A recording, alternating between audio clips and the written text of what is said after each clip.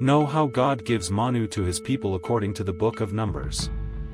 Book of Numbers. It is part of the Hebrew Bible, also known as the Old Testament, and is one of the 5 books of the Torah, which are attributed to Moses. The Book of Numbers spans the period from the Israelites' departure from Mount Sinai to their arrival on the border of the Promised Land, covering about 38 years of their journey through the wilderness. The title, Numbers, comes from the 2 censuses, or countings of the people, that are recorded in the book. These censuses were important for organizing the people of Israel, and they mark the beginning and end of the book. The first census, in chapter 1, occurs at Mount Sinai, shortly after the Israelites have left Egypt. It counts the men eligible for military service, which totals about 603,550. This count highlights the importance of maintaining a strong and organized community as they prepare to enter the Promised Land. The Book of Numbers primarily focuses on the Israelites' journey through the wilderness and their various experiences, challenges, and rebellions. After leaving Sinai, the Israelites travel through the desert toward Canaan, the land promised to their ancestors. During this journey, they face numerous obstacles, including hunger, thirst, and attacks from enemies. However, the book also portrays their recurring disobedience and lack of faith in God, which leads to punishment and wandering in the wilderness for 40 years.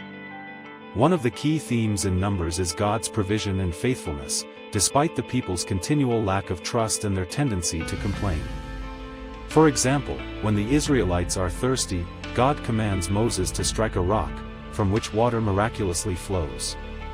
Similarly, when the people complain about the lack of meat, God provides quail. These events serve as a reminder of God's care for his people, even when they fail to appreciate it. However, the book also shows the consequences of the Israelites' rebellion. One of the most notable incidents occurs when the people are at the edge of the Promised Land and send 12 spies to scout the land. 10 of the spies return with a discouraging report, saying the land is filled with giants and that it will be impossible to conquer. Only Joshua and Caleb, 2 of the spies, believe that God will help them defeat the inhabitants of the land. As a result of the people's lack of faith, God decrees that the entire generation of Israelites who left Egypt, except for Joshua and Caleb, will die in the wilderness and will not enter the Promised Land. This period of wandering, which lasts 40 years, is seen as a punishment for their disobedience. Despite the challenges and failures, Numbers also highlights God's leadership through Moses, who serves as the mediator between God and the people. The book contains laws and instructions regarding the organization of the community, worship, and the roles of the priests and Levites.